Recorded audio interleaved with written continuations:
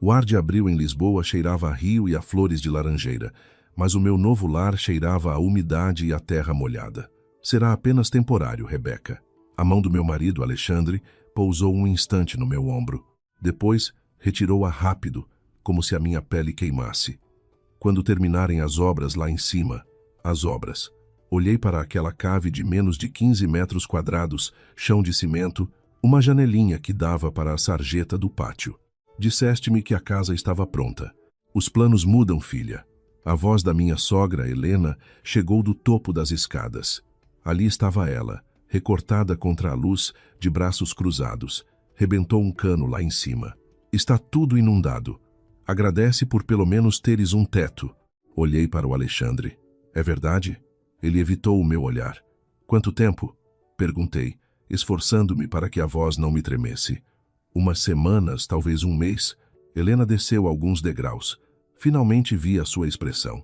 Não era de desculpa, não era de pena, era de uma satisfação contida, como um gato a olhar para um rato encurralado.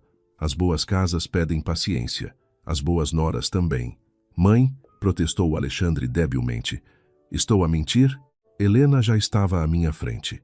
Era mais baixa, mas a sua atitude tornava-a gigante. As raparigas do Porto talvez estejam habituadas a ter tudo no momento, mas em Lisboa sabemos esperar. Respirei fundo.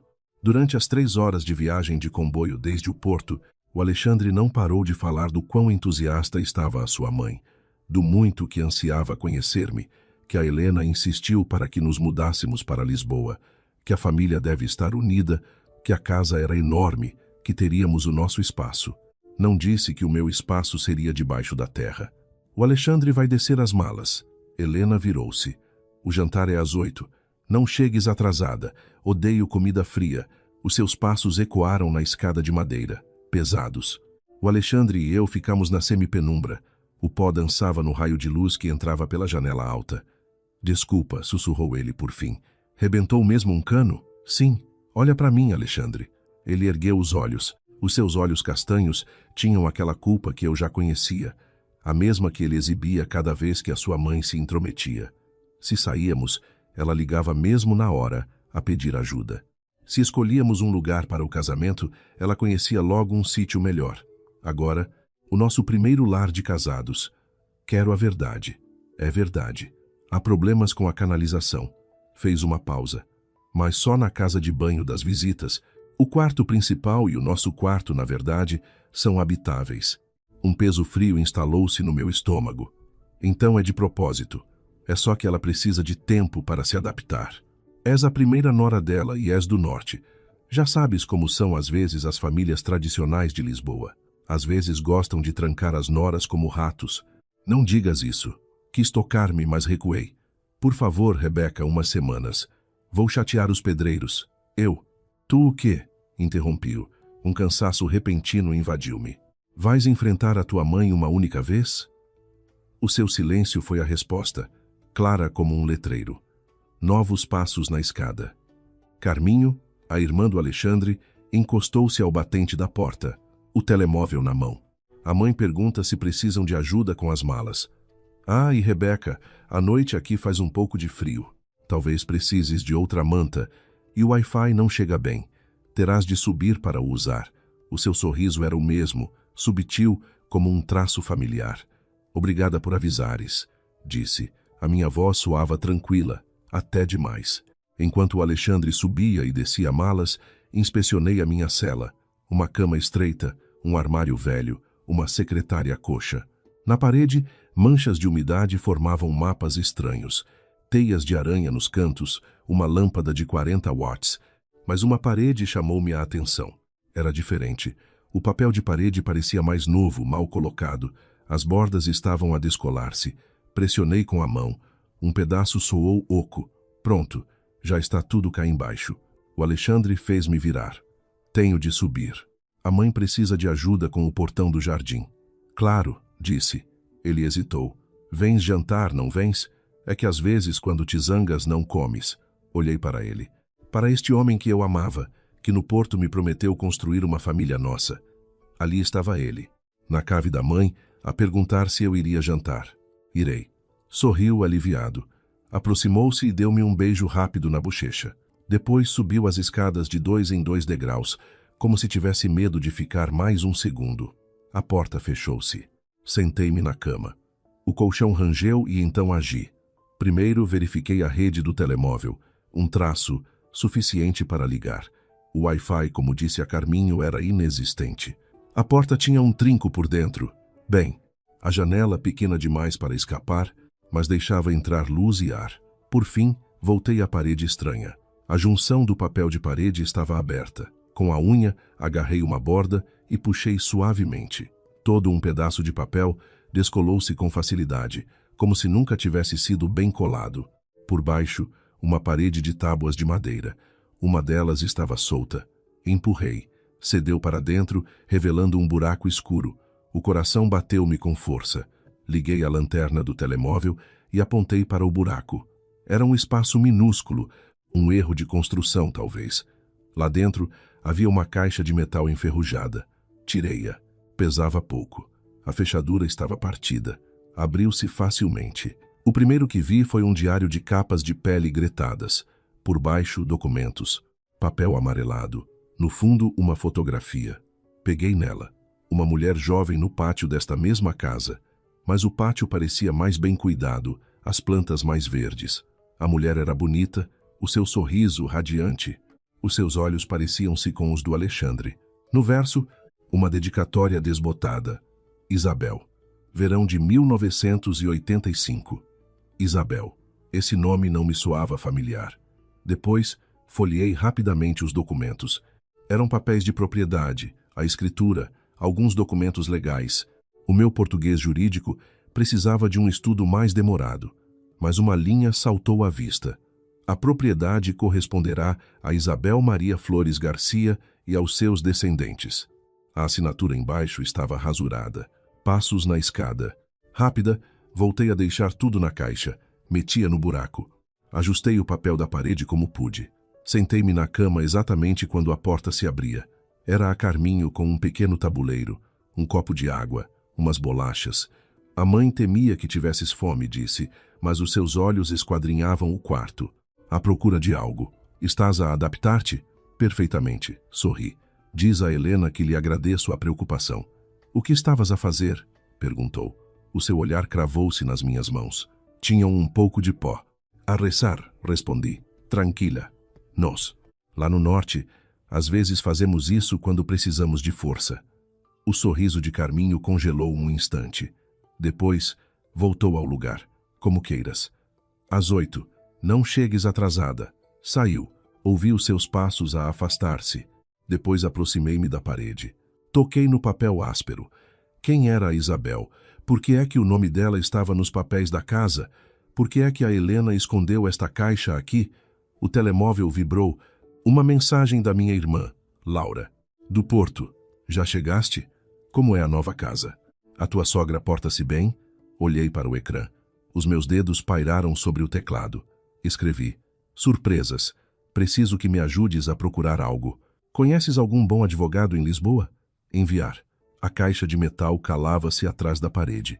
Lá em cima, ouviam-se vozes, risos, o tilintar de talheres. O meu estômago roncou, mas não toquei nas bolachas da Carminho. Olhei para a parede e, pela primeira vez desde que entrei naquela cave, sorri. Apenas temporário, Helena, sussurrei. A minha voz soou clara na escuridão. Já veremos. Lá em cima, uma sineta chamou para o jantar. Eram 8 horas. Levantei-me, sacudi o pó da saia, olhei para a luz no fim da escada. Que comece o jogo. O jantar foi um tormento. A mesa de jantar era comprida, de carvalho escuro. Helena presidia, à sua direita. O Tiago, o seu marido, um homem calado que olhava mais para o prato do que para os olhos de alguém. À sua esquerda, o Alexandre. Eu, do outro lado, de frente para a Carminho. Sei que no Porto comem tudo com muita pressa. Helena serviu o caldo verde. O líquido quente caiu no meu prato com um som úmido. Mas aqui seguimos as tradições com calma, não é, Alexandre? Sim, mãe. O meu marido não olhou para mim. A tua mãe tem razão. O Tiago falou pela primeira vez. A sua voz era áspera, como se não a usasse muito. Os costumes são importantes. A Carminho sorriu, partindo a sua broa. E no porto, Rebeca, também vives numa cave? O silêncio foi absoluto. Apenas se ouvia o tic-tac do relógio de parede. O Alexandre empalideceu. Carminho, por favor. O quê? É uma pergunta sincera. Com os preços das casas hoje em dia, quem sabe? Respirei fundo. Sorri. No porto vivíamos num apartamento com terraço. Via-se a foz inteira. Helena pousou a concha. O metal bateu na loiça. Os luxos são passageiros, disse. O que perdura é a família, a tradição. Claro, assenti, tomando um golo do caldo verde. Estava bom, admito. É por isso que adoro Alfama. Tanta história, tanta tradição familiar. As minhas palavras flutuaram no ar. A Helena observou-me. Os seus olhos eram escuros, inteligentes, como os de um pássaro. O Alexandre disse-me que és arquiteta. O Tiago tentou mudar de assunto. Sim, trabalho na reabilitação de edifícios históricos. Interessante. A Helena assumiu o controlo outra vez. Embora aqui não haja muito para reabilitar. A casa está bem como está, verdade, Tiago? Como digas, mulher. Na verdade, continuei, hoje na cave, notei algo na estrutura. Uma parede parece ter problemas de umidade. Talvez deva revê-la. O Alexandre engasgou-se. Problemas? Não te preocupes. Toquei-lhe na mão. Estava fria. É só uma observação profissional. Talvez eu mesma possa arranjá-la. Gosto de trabalhar com as mãos. Helena pousou o seu copo de água na mesa. Com força. A cave não precisa de arranjos. E tu não precisas de trabalhar aqui. Para isso está o Alexandre. Mas, mãe, o Alexandre encontrou alguma coragem se a Rebeca vê um problema. Tu sabes mais desta casa do que eu, a Helena interrompeu-o. Por acaso construíste-a com as tuas mãos? O Alexandre baixou o olhar. Não, pois então a casa está bem. E a nora também. O resto do jantar decorreu com perguntas corteses que não o eram. A minha família pequena, os meus pais, falecidos, irmãos, uma irmã, a Laura, advogada no Porto. Advogada, repetiu a Helena. Que prático. Quando terminamos, ofereci-me para lavar a louça. Tu não. A Helena foi clara. A Carminho e eu loemos. Tu descansa. A viagem terá sido dura. Não era amabilidade. Era um desterro. Estava a mandar-me de volta para a cave. Subi as escadas atrás do Alexandre. No patamar ele agarrou-me no braço. Rebeca, desculpa. A sério, ela é assim. Assim como? Complicada? É a casa dela. As regras dela. E quais são as minhas regras, Alexandre? Ele não soube o que dizer. Soltei-o e desci para a cave sozinha. A noite foi longa. O colchão era duro, os ruídos da casa eram estranhos. Passos em cima, canos que choramingavam. Ao longe, o rumor de Lisboa, o som abafado de um fado vindo de uma viela próxima, mas não conseguia dormir. Pensava na caixa. Esperei até que o silêncio fosse total. À 1 da madrugada, tirei o telemóvel. A lanterna iluminou a parede. Desta vez, fui mais cuidadosa. Retirei o papel por completo. Por baixo, não havia apenas uma tábua solta, mas 3. Tirei-as. O buraco era maior do que pensava, como um pequeno armário secreto. A caixa estava lá. Puxei-a e algo mais. Um envelope grosso, poeirento. Sentei-me no chão. Com a lanterna entre os dentes, abri o diário primeiro. A letra era feminina, elegante, diferente da de Helena. 15 de junho de 1985. Hoje conheci o Rafael. Nas festas de Santo Antônio dançamos nos arraiais até amanhecer. A mãe zangou-se. Mas não me importo. Os seus olhos têm a cor do Tejo ao entardecer. 20 de junho de 1985. O Rafael é um fadista boêmio, de sangue cigano. A mãe proibiu-me de o ver. Diz que desonro a família. Mas o que sabe ela de amor? Casada com o pai por conveniência. 3 de julho de 1985. Decidi ir com ele para o Porto.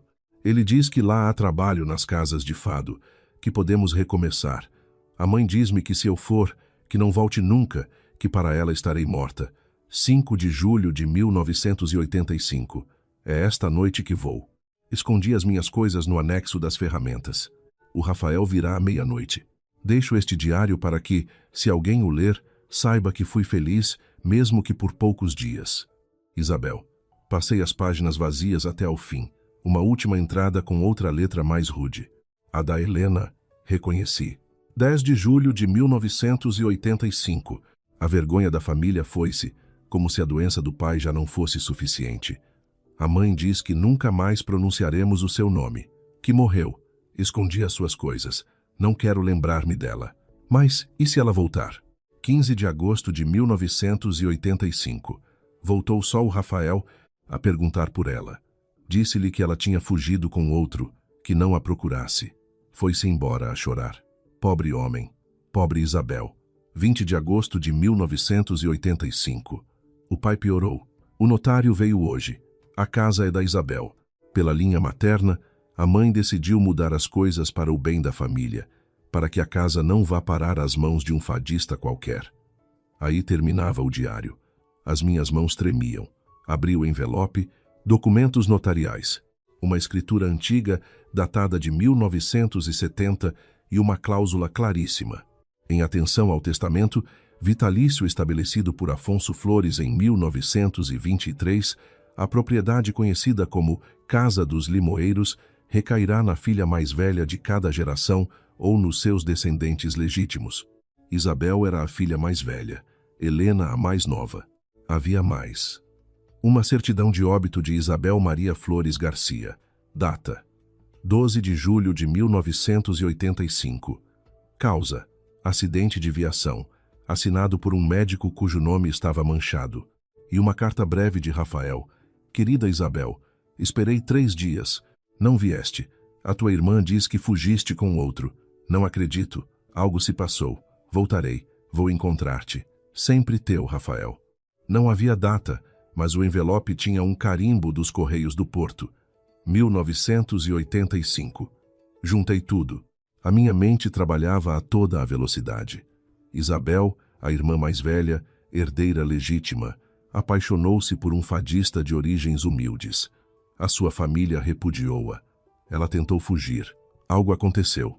A Helena e a mãe falsificaram a sua morte e ficaram com a casa. E agora eu estava aqui, na casa roubada, na cave onde esconderam a verdade. Um ruído em cima. Passos. Fiquei quieta. A luz por baixo da porta escureceu. Alguém estava do outro lado. Rebeca. Irá o Alexandre. Abre. Ele estava de pijama, com cara de sono. Não conseguia dormir. Pensei em ti. Aqui embaixo. Sozinha. Entra. Puxei-o para dentro. Fechei a porta. O que se passa? Estás pálida. Preciso que me digas a verdade. Sobre a tua família. Ao que te referes? Tinhas uma tia, uma irmã da tua mãe. A Isabel. O Alexandre ficou imóvel. De onde tiraste esse nome? Responde-me. Nunca a conheci.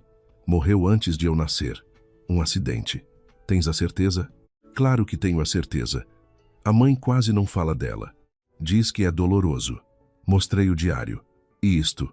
Ele pegou nele. Leu as primeiras linhas. O seu rosto mudou. Do sono para a confusão. Da confusão para o horror. Onde encontraste isto? Aqui. Na parede. Apontei para o buraco. Há mais documentos. A casa era dela. Do Alexandre, da Isabel. A tua mãe e a tua avó roubaram-na. Não digas isso. A voz dele foi um sussurro furioso. A minha mãe não. Ela não. Lê. Pus-lhe os papéis nas mãos. Lê a escritura. A certidão de óbito falsa. A carta. Ele leu. Página após página. A sua respiração tornou-se pesada. No fim, deixou cair os papéis. Não pode ser. É. Talvez haja uma explicação. Que explicação, Alexandre? Que explicação há para roubar a herança à própria irmã e fingir que ela morreu? Não sei. Levou as mãos à cabeça. Meu Deus, e se ela descobre? E se alguém já descobriu? Olhei-o fixamente. Eu. Ele recuou. O que vais fazer? Primeiro quero saber o que aconteceu a Isabel. Morreu realmente ou está viva em algum lado? Não sei, juro-te. E o Rafael, o fadista por quem ela se apaixonou. Nunca ouvi esse nome. Recolhi os papéis. Guardei-os na caixa. Preciso de tempo para pensar. Rebeca, por favor, não faças nada precipitado. É a minha família, e eu sou a tua mulher. Ou era, até me trancares numa cave. O golpe foi baixo. Eu soube-o, mas era verdade. O Alexandre empalideceu. Não foi minha decisão. mas permitiste-a. Ele ficou calado. Depois, com voz débil: o que queres que eu faça? Ajuda-me. Descobre mais. Pergunta com cuidado. Diz-me o que sabe a tua família da Isabel. É perigoso. Se a mãe suspeita. Ela já suspeita. Lembrei-me do seu olhar durante o jantar. Mas não sabe o que eu tenho. Ele assentiu devagar. De acordo. Farei perguntas, mas com cuidado. E outra coisa. O quê? Preciso de sair amanhã. Ir à Baixa. Direi que quero conhecer Lisboa. Para quê? Para visitar um notário ou um advogado, para saber se estes papéis têm valor legal. Rebeca, é a nossa casa, Alexandre, ou deveria sê-lo. Não podemos viver sob um teto roubado. E não posso viver numa cave enquanto a tua mãe me sorri como se tivesse ganho alguma coisa. Ele aproximou-se, pegou-me nas mãos. Estavam frias. Amo-a. Sabes? A minha mãe é difícil, mas amo-a. E eu amo-te a ti. Mas isto... Apontei para a caixa. Isto muda tudo. Ele abraçou-me. Um abraço fraco, como ele. Amanhã, sussurrou. Amanhã falamos mais. Ele saiu. Eu fiquei com a caixa nas mãos. Com a verdade de uma família construída sobre mentiras. Olhei para o relógio, 2 da manhã. Em cima, tudo estava em silêncio.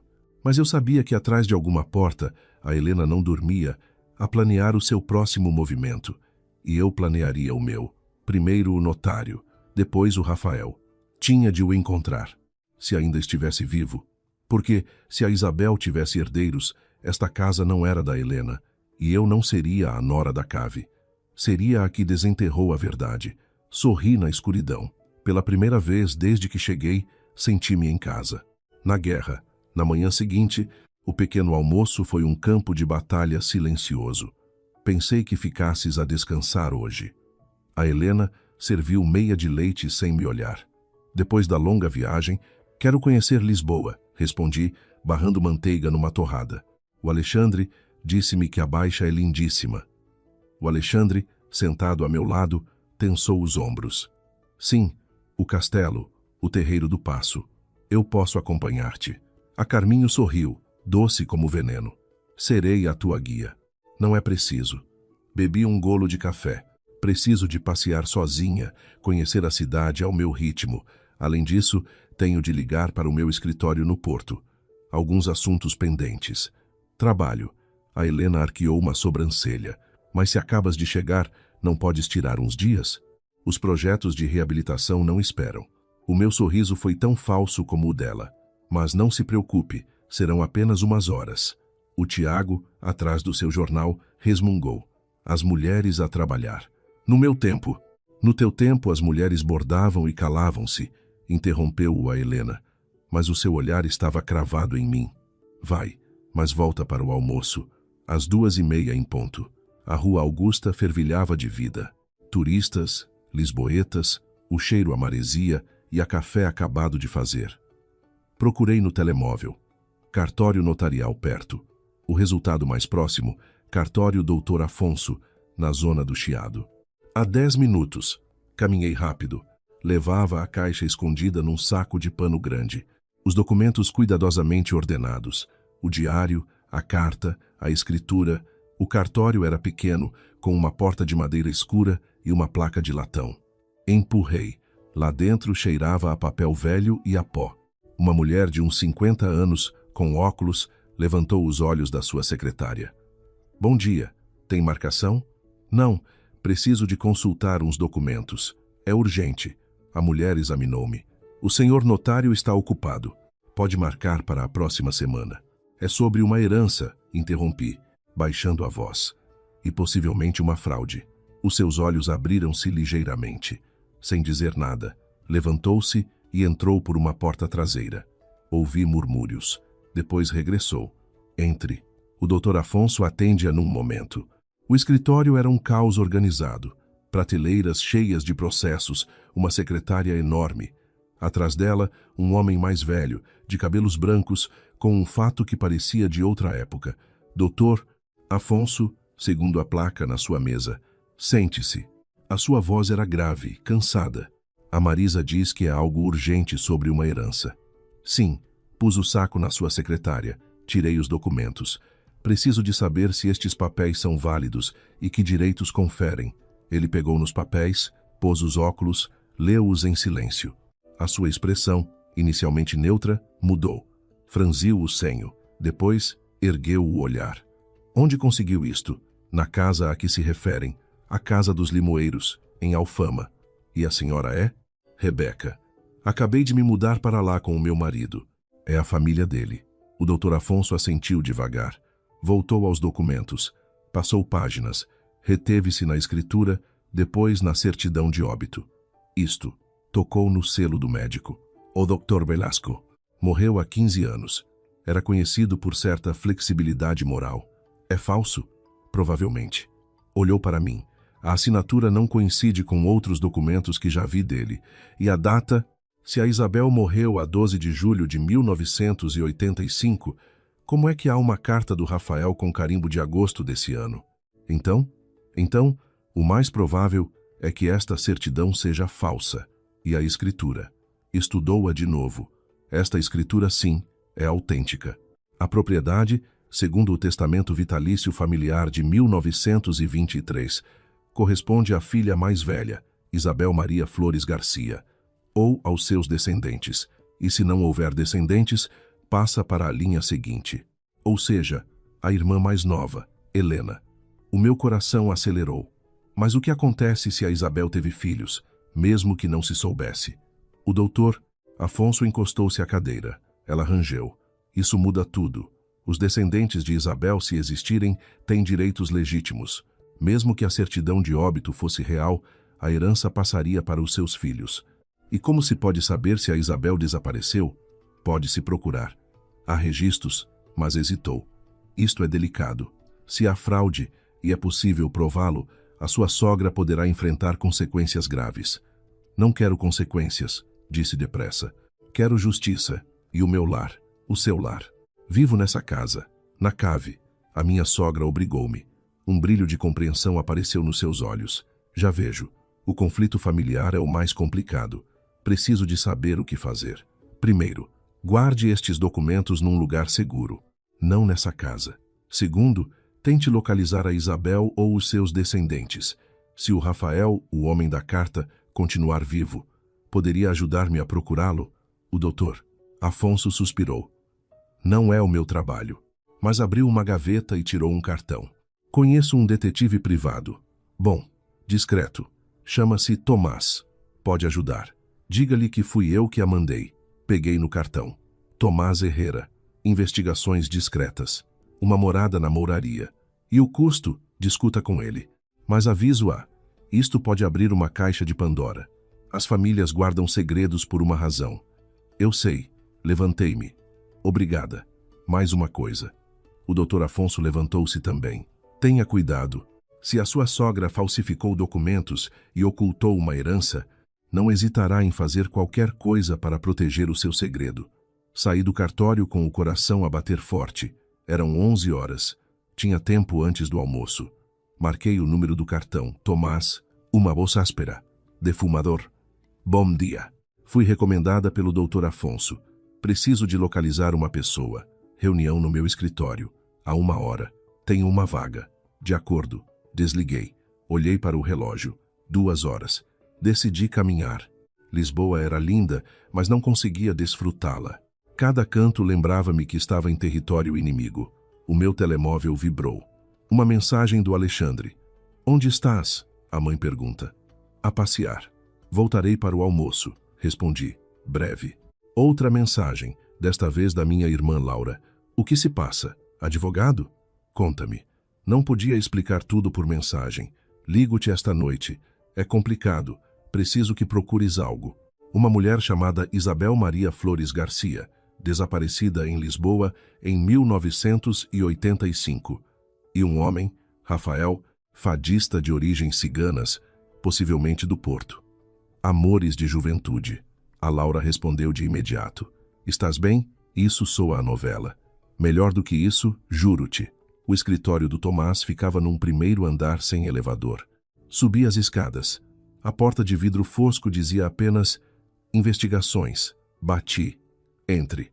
O Tomás era baixo, robusto, com uma barba de vários dias e olhos astutos. O seu escritório era um desastre organizado. Ecrãs de computador, mapas nas paredes, uma máquina de café a pingar. Sente-se. Apontou-me uma cadeira. O Dr. Afonso ligou-me. Disse que era urgente. Contei-lhe tudo. A casa, a Helena, a cave, a caixa. Isabel, Rafael. Não omiti nada. Quando terminei, o Tomás acendeu um cigarro. Aqui não se pode fumar, mas não me importo. É o meu escritório. Soprou o fumo. Um caso interessante. Fraude, heranças, famílias disfuncionais. Gosto. Pode ajudar-me? Sim, mas custa. 200 euros por dia mais despesas. E preciso de uma foto da Isabel se tiver. Entreguei-lhe a do diário. Bonita. E esses olhos veem-se em poucas famílias. Será mais fácil encontrá-la, ou aos seus filhos. Os traços herdam-se. Quanto tempo demorará? Uma semana se tiver sorte. Um mês, se não tiver. Depende de se deixou rasto. Preciso de saber depressa. Vivo com eles. O Tomás assentiu. Entendo a pressão. Começarei hoje. Tenho contactos em registros civis, nos bairros típicos e no porto. Se ele foi para lá, terá deixado o rasto. Paguei um adiantamento. Saí com uma mistura de alívio e medo. Estava em movimento, mas o movimento podia acordar a besta. O almoço foi tenso. A Helena tinha preparado uma refeição elaborada. Gostaste de Lisboa? Perguntou, servindo-me arroz. Muito. É uma cidade com história. Foste a algum sítio em concreto? Passei pelo castelo, pela beira-rio, menti com naturalidade, adorei Alfama. O Alexandre comia em silêncio. Evitava o meu olhar. E o teu trabalho? Insistiu a Helena.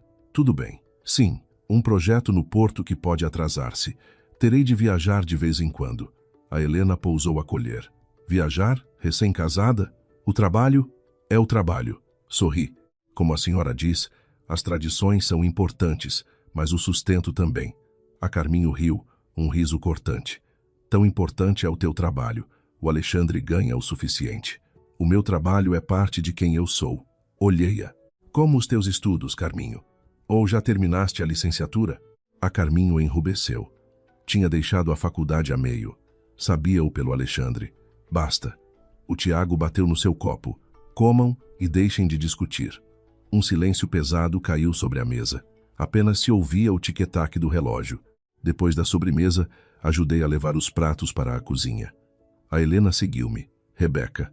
A sua voz era baixa, perigosa. Sei que andas a esconder algo. Virei-me. Eu? O que poderia esconder? Não sei, mas esse olhar já eu o vi. Na minha irmã. O coração deu-me um salto. A sua irmã? A minha irmã morreu há muito. Mas, antes de partir, tinha esse mesmo olhar de segredos, de rebeldia. Aproximou-se. Não sei o que procuras. Mas aviso-te, esta família é minha. Esta casa é minha. E não permitirei que uma forasteira venha mudá-lo. Forasteira? Sorri friamente. Sou a sua nora. Parte desta família ou não? A Helena sustentou o meu olhar. Os seus olhos, negros como o carvão, brilhavam com algo que não era ódio, mas algo pior. Desprezo. Parte da família, sim, mas não esqueças o teu lugar. A cave. O lugar que te corresponde. Virou costas e agora limpa. É a tua vez. Saiu. Fiquei ali, com as mãos apoiadas no lava-loiça, a tremer de raiva. Nessa noite, o Alexandre veio à cave outra vez. Tomás Herrera, disse ele, lendo o cartão que eu tinha deixado sobre a mesa. Um detetive? Rebeca, isto está a fugir do controlo. Preferes que eu viva aqui embaixo para sempre? Que a tua mãe nos controle até a morte? Não há mas. Interrompi-o. Encontrei a Isabel, ou pelo menos o rastro dela. Se ela teve filhos, esta casa não é tua nem da tua mãe. E que? Pomos a minha família na rua? Nós não. A lei. Mas eu não quero isso. Eu quero justiça. Quero que a tua mãe saiba que não pode brincar com a vida das pessoas. O Alexandre sentou-se na cama, com a cabeça entre as mãos. Não a conheces. É capaz de tudo. Eu sei. Por isso tenho de me mover depressa. E se encontrarmos os herdeiros, o que faremos? O correto. Sentei-me a seu lado. Ou queres viver numa casa roubada? Queres que os nossos filhos, se os tivermos, cresçam a saber que a sua herança está manchada? Filhos? Ele olhou para mim. Havia esperança nos seus olhos. E medo. Sim, filhos, mas não aqui, não nesta cave. Ele abraçou-me, desta vez com força. Eu ajudo-te, farei o que for preciso. Então descobre tudo o que puderes sobre a Isabel. Fala com o teu pai, com os velhos do bairro, mas com cuidado. Assim o farei.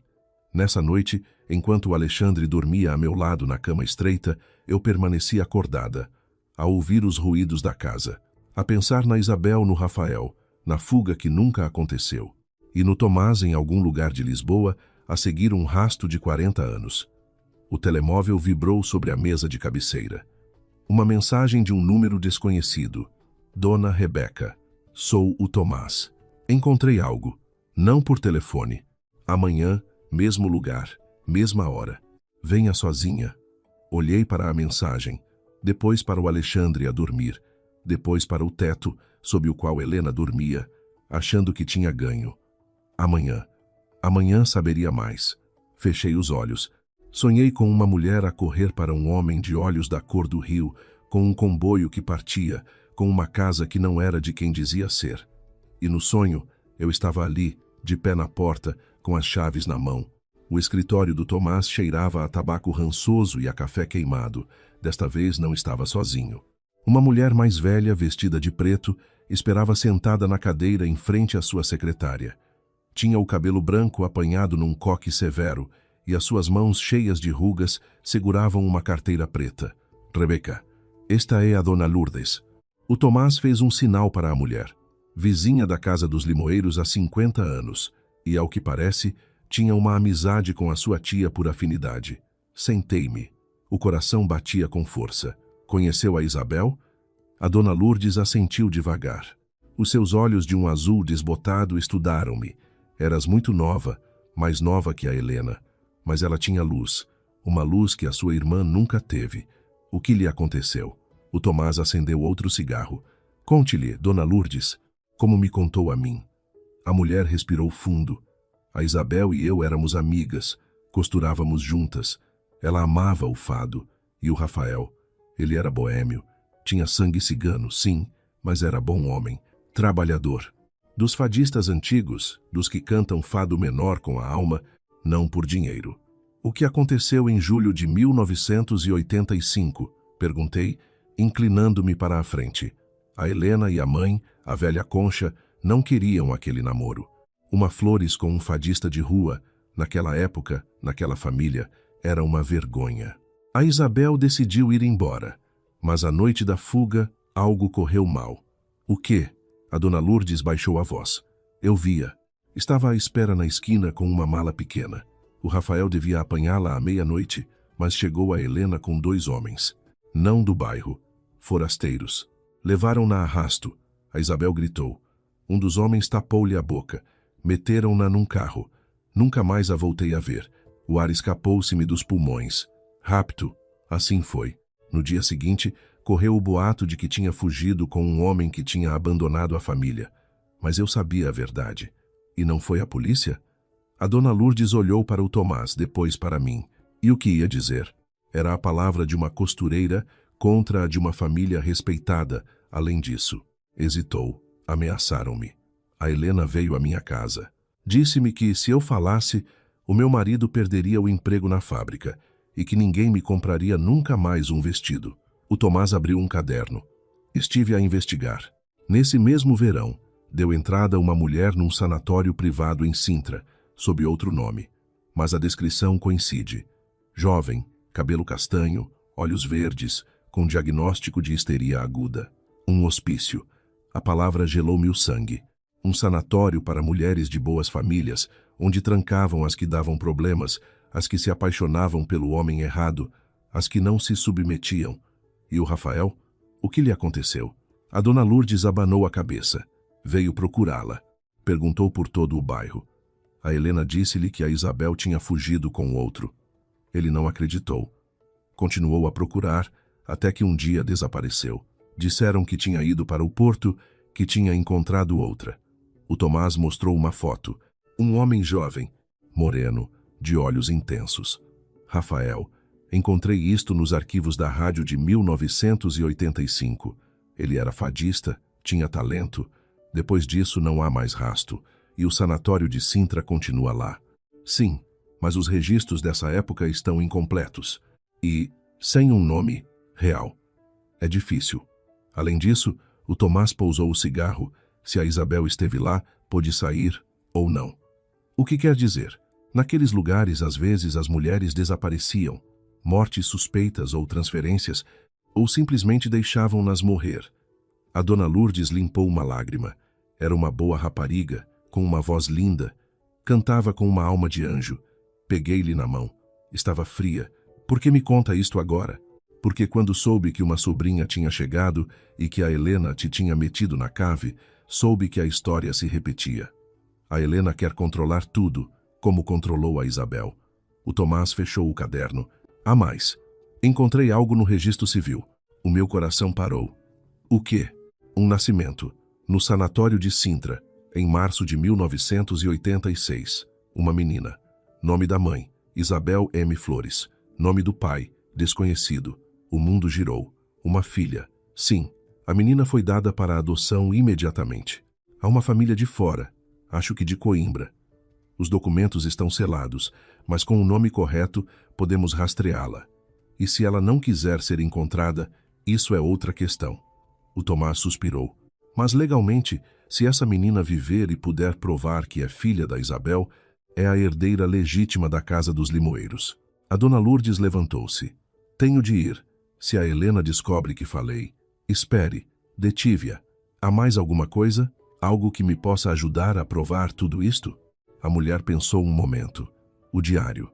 A Isabel trazia sempre um diário com ela. Escondia-o debaixo de um azulejo solto no pátio, junto ao limoeiro mais velho. Ali, escrevia os seus segredos. Talvez ainda lá esteja. Quando a dona Lourdes se foi embora, fiquei sozinha com o Tomás. O que faço agora? Tens duas opções. Contou pelos dedos. 1. Confrontar a Helena com o que sabes. 2. Encontrar a filha da Isabel primeiro, e depois, com ela a teu lado, enfrentares a tua sogra. A segunda é a mais inteligente, mas também a mais perigosa. Se a Helena suspeitar que estás perto da verdade, fará o que for preciso para proteger o seu segredo, mesmo que isso signifique magoar-te. Não me assusta. Deveria. O Tomás olhou-me fixamente. Esta mulher trancou a irmã, roubou a sua herança e vive nessa casa há 40 anos sem remorsos. Não subestimes do que ela é capaz. Regressei a casa como um autômato. Eram 3 da tarde. A Helena estaria a fazer a cesta. O Alexandre no trabalho. A Carminho supostamente nas compras. Entrei em silêncio. O pátio estava vazio. O sol da tarde aquecia as lajes de barro cozido. 3 limoeiros carregados de limões perfumavam o ar. O mais velho reconheci-o de imediato.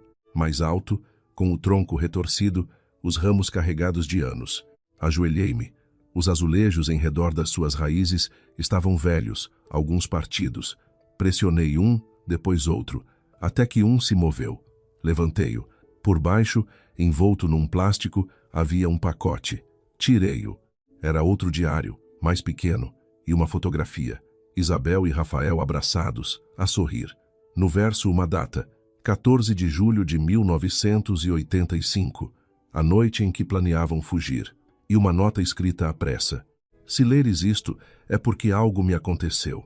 Procura o Rafael, diz-lhe que o amo, e que perdoem a minha filha, Isabel, a sua filha. Confirmado. Escondi o diário debaixo da blusa. Voltei a pôr o azulejo. Subi para a cave fechando a porta à chave. Sentei-me na cama, abri o diário. As últimas páginas. 10 de julho de 1985. Sei que me seguem. A Helena olha-me com ódio. A mãe não me fala. Só a Lourdes me compreende. Esta noite vou embora. O Rafael espera-me. Se tudo correr bem, quando leres isto, estarei no porto. Livre. 12 de julho de 1985. Não pôde ser. Vieram buscar-me. Levaram-me para um lugar escuro. Gritei, mas ninguém me ouviu. O médico diz que estou doente, que preciso de descanso. Mas não estou doente. Estou grávida do Rafael, ninguém sabe. Tenho de proteger o meu bebê. Tenho de sobreviver. As páginas seguintes estavam em branco até a última. E, 15 de março de 1986. Hoje nasceu a minha filha. Chamei-lhe Lúcia. Pela luz que ela tem, é perfeita. Vão tirar-me, eu sei. Mas enquanto eu viver, lutarei por voltar para ela, para lhe contar a verdade. Que a sua mãe a amou, que o seu pai era um bom homem, que esta família é dela, que não deixe que lhe a roubem. Aí terminava. Não havia mais. Chorei pela Isabel, pelo Rafael, pela pequena Lúcia, que cresceu sem saber quem era. E depois a raiva, fria, afiada.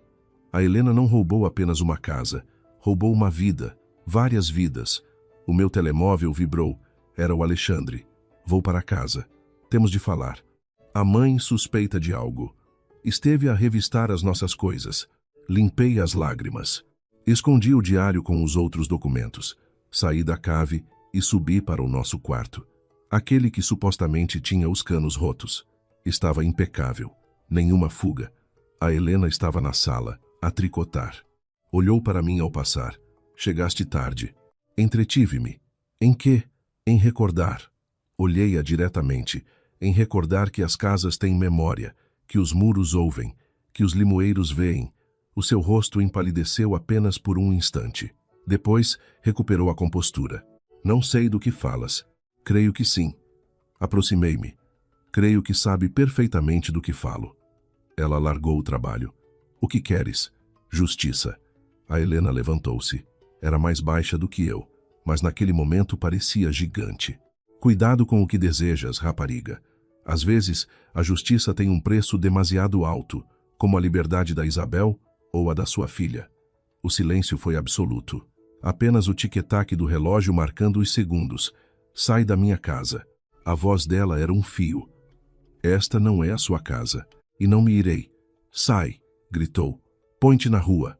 Nesse momento, a porta abriu-se. O Alexandre entrou, pálido. O que se passa? Por que estão a gritar? A tua mulher insulta-me. A Helena apontou para mim. Acusa-me de coisas horríveis. É verdade. O Alexandre olhou para mim suplicante. O que lhe disseste? A verdade. Tirei o diário da Isabel. A tua tia não fugiu. Levaram-na. E teve uma filha. Uma filha a quem roubaram a herança. O Alexandre pegou no diário. Leu as últimas páginas. As suas mãos tremeram. Meu Deus. É mentira.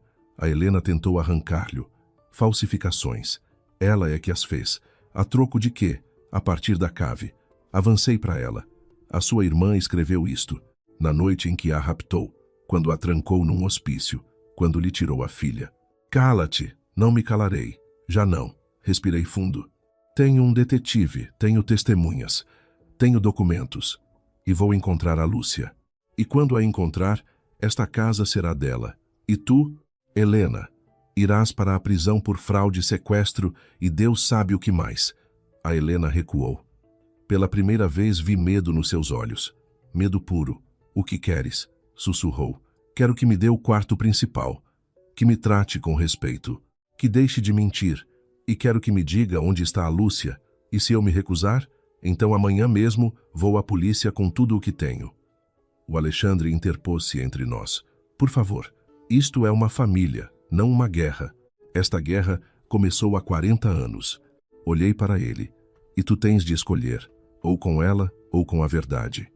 Ele vacilou, olhou para a mãe, depois para mim, e nos seus olhos vi a luta interior, a lealdade à mãe que o criou, e o horror perante o que ela tinha feito. É verdade, mãe? A sua voz era apenas um suspiro. O que a Rebeca diz? Trancaste a tia Isabel? Roubaste a filha dela? A Helena não respondeu. Desabou no cadeirão, com o rosto entre as mãos, e nesse silêncio soube a resposta. Encontrarei a Lúcia, disse, recolhendo o diário, com ou sem a vossa ajuda. E saí da sala. Subi as escadas até ao quarto que devia ser meu. Tranquei-o à chave, encostei-me à porta, com o coração a bater a 1000.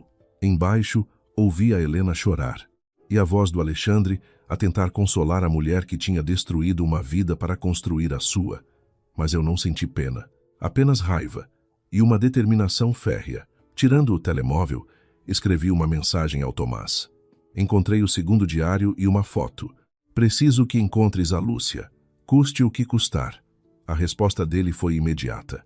Já estou a tratar disso. Tenho um possível nome. Lúcia Mendonça, adotada em 1986. Vive em Coimbra. Enviarei os detalhes. Coimbra, a 200 quilômetros. Mas mais perto do que eu pensava. Sorri, pela primeira vez com esperança.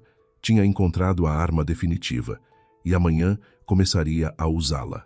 A noite foi longa e silenciosa, um silêncio carregado como o ar antes de uma tempestade. Tranquei-me no quarto que por fim era meu, o que deveria ter sido nosso desde o princípio. Não era a cave.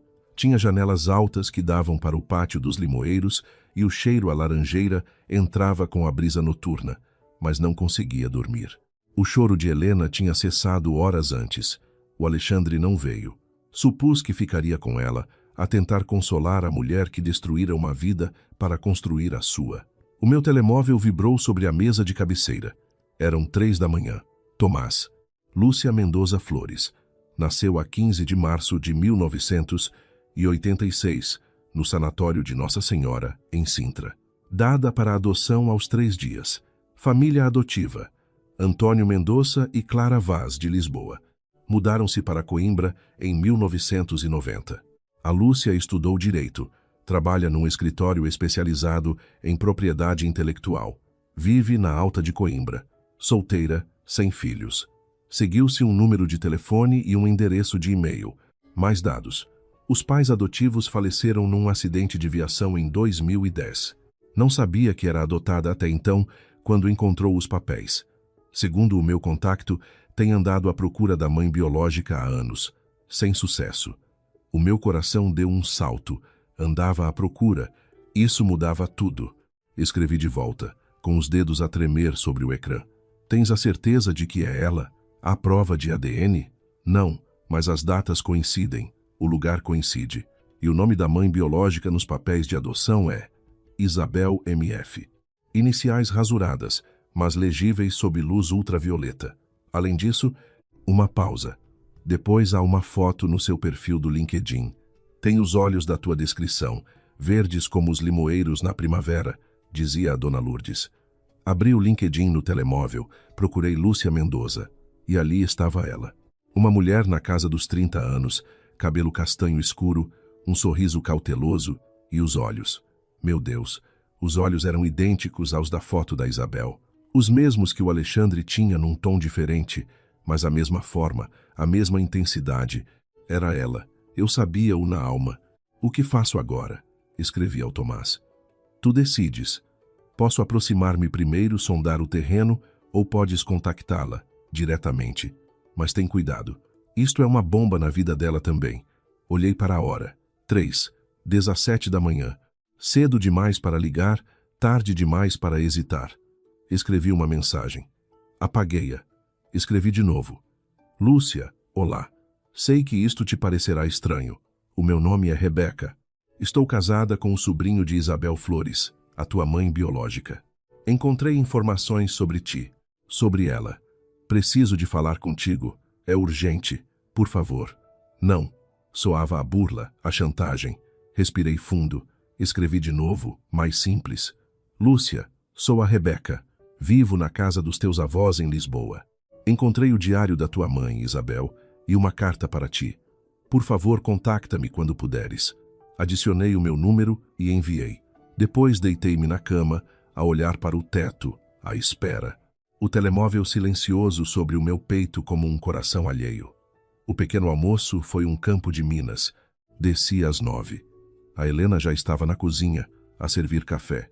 Tinha os olhos inchados, mas a sua postura era rígida, orgulhosa, como se a noite anterior não tivesse acontecido. O Alexandre não estava. O teu marido saiu cedo, disse, sem me olhar. Assuntos de trabalho. Mentira. O Alexandre trabalhava em casa, tinha saído a fugir. Entendo. Sentei-me. Café, por favor. Serviu-me. A mão tremia-lhe ligeiramente. Derramou umas gotas sobre a toalha. Perdão. Não faz mal. Peguei na chávena. Dormiu bem, Helena? O seu olhar foi um canivete. O que queres? O que lhe disse ontem à noite? A verdade. A verdade dói às vezes. Outras vezes liberta. O Tiago entrou nesse momento, a ler o jornal. Bom dia, resmungou sem levantar os olhos. Bom dia, sogro. A minha voz soou doce, demasiado doce. Ele assentiu, sentou-se. Ouvi barulhos à noite. Gatos? Disse a Helena rapidamente. Gatos no pátio. Ah, ele continuou a ler. Teremos de pôr veneno. O meu telemóvel vibrou. Uma mensagem de um número desconhecido. Rebeca. Sou a Lúcia. Que diário? Que carta? Explica-te, por favor. Isto é muito confuso. O coração acelerou-se. A Helena notou algo. Os seus olhos cravaram-se no telemóvel. Notícias? Perguntou casualmente. Da minha irmã, menti. Manda cumprimentos. Levantei-me. Desculpem, tenho de fazer uma chamada de trabalho. Termino o pequeno almoço lá em cima. Peguei numa torrada.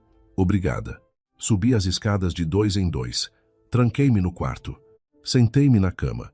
Respirava com dificuldade. Lúcia, é complicado. A tua mãe biológica era Isabel Flores. O teu pai, Rafael, um fadista de rua. A tua tia Helena separou-os. A tua mãe teve-te num sanatório em Sintra. Deram-te para a adoção.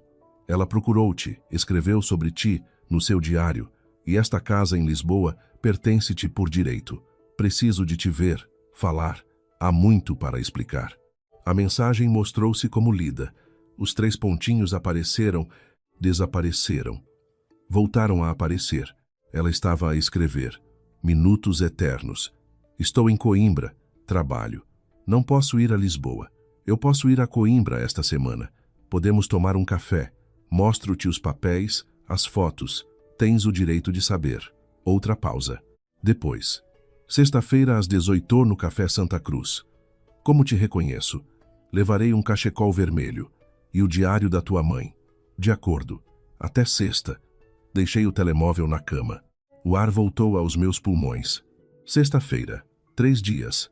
Tinha de ir a Coimbra sem que a Helena suspeitasse. O Alexandre regressou ao meio-dia. Parecia feito em pó. Onde estiveste? A passear, a pensar. Sentou-se na cama, junto a mim. Falei com o pai. E ele sabe algo. Não tudo, mas algo. Diz que sempre suspeitou. Que a mãe mudou depois de a Isabel se ir embora. Tornou-se mais dura, mais controladora. E o que pensa ele fazer? Nada. O Alexandre esfregou o rosto. Diz que a família está em primeiro lugar, que há que proteger o apelido. Mesmo que isso signifique proteger uma criminosa. Não uses essa palavra. Levantou-se, caminhou até a janela. É a minha mãe, Rebeca, e a Isabel era a irmã dele. E a Lúcia é a sobrinha. Onde fica a família para elas? Ele não respondeu. Olhou para o pátio, para os limoeiros, para o azulejo solto debaixo do qual Isabel tinha escondido o seu diário. Encontraste-a? Perguntou sem se virar. A quem? A filha. A Lúcia. Sim. Vírus. Os seus olhos estavam cheios de dor. Onde está? Em Coimbra. Vou vê-la na sexta-feira. Tu sozinha? Sim, vou contigo. A oferta surpreendeu-me. O quê? É a minha família também. A minha prima. Tenho o direito de a conhecer. E tenho de fazer isto pela Isabel, pelo que lhe fizeram.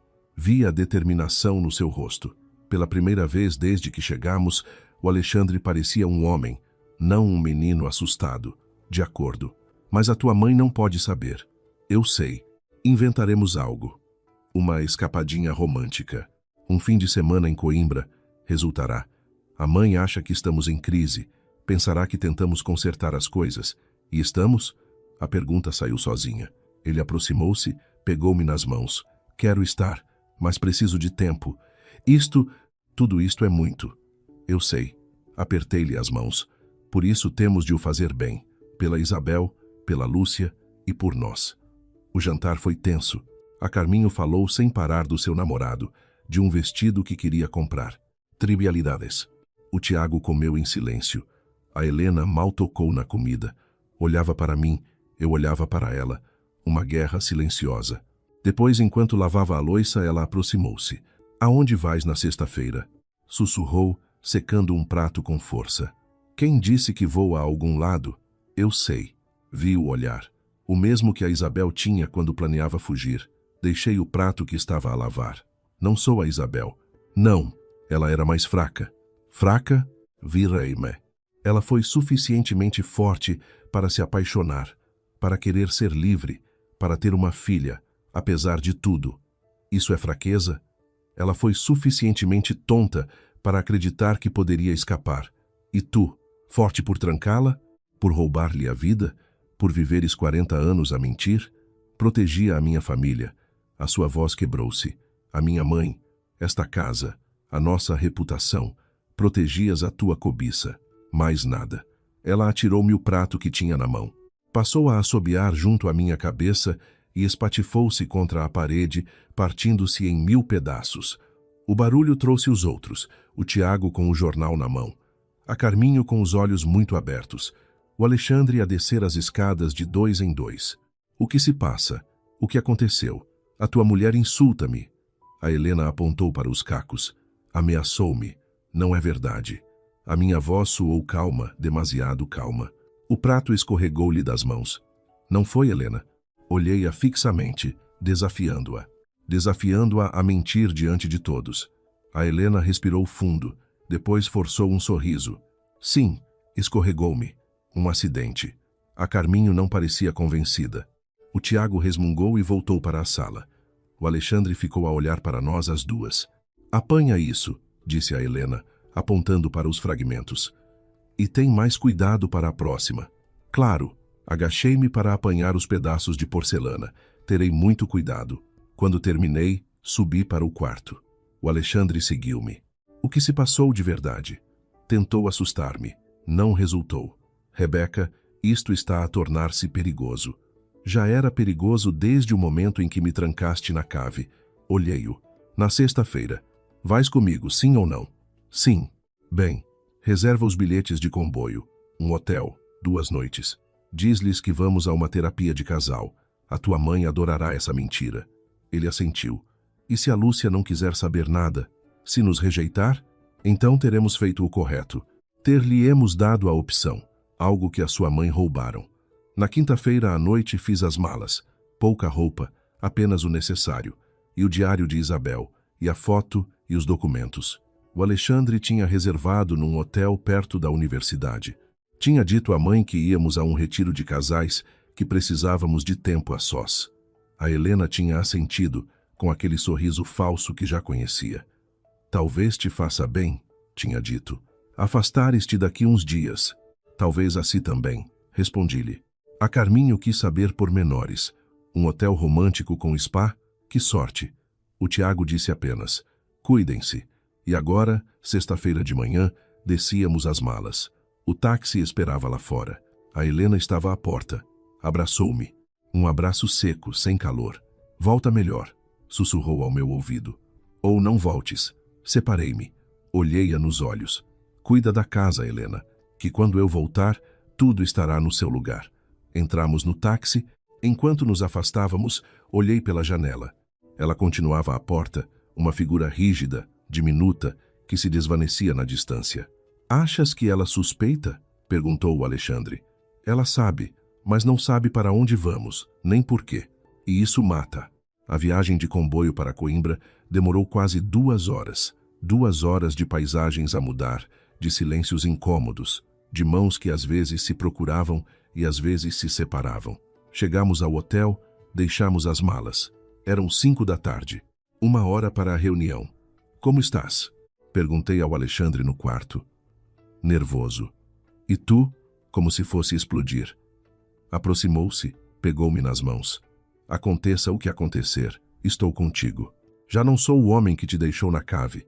Desculpa, eu sei. Abraçamo-nos. Um abraço real desta vez.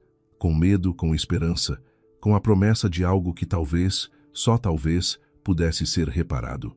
Às 17h45, saímos para o centro. O Café Santa Cruz estava cheio de gente. Turistas, estudantes universitários com capas negras, o rebuliço de Coimbra. Usava o cachecol vermelho e trazia o diário na carteira. Sentámo-nos numa mesa perto da janela. Pedimos 2 cafés. Esperamos. E então via.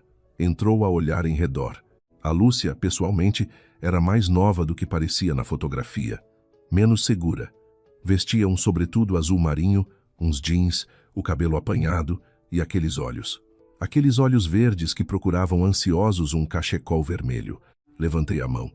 Os nossos olhares encontraram-se. Ela aproximou-se lentamente, como se cada passo lhe custasse um mundo. Olá, disse ao chegar à mesa. Rebeca?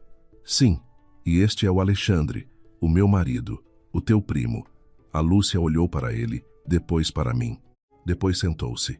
As mãos tremiam-lhe ligeiramente. Disseste-me que tinhas um diário da minha mãe. Sim. Tirei o diário, pulo sobre a mesa.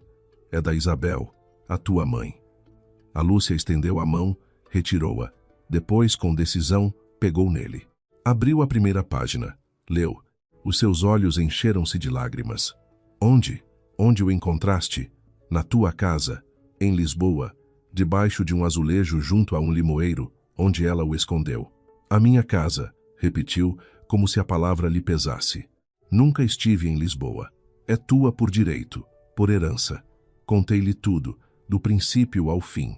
A história da Isabel e do Rafael, o sequestro, o sanatório, o seu nascimento, a adoção. A mentira da Helena, o roubo, a minha chegada, a cave, os documentos. Ela escutou sem interromper. As lágrimas escorriam-lhe pelas faces, mas não fez nada para as secar. Quando terminei, pegou no seu café frio, bebeu um golo, toda a vida, disse por fim. Senti que me faltava algo, que havia um buraco. Os meus pais adotivos, eram boas pessoas. Amaram-me, mas eu sempre soube que não era deles. Quando morreram, encontrei os papéis. Comecei a procurar, mas não tinha nada, só um nome rasurado.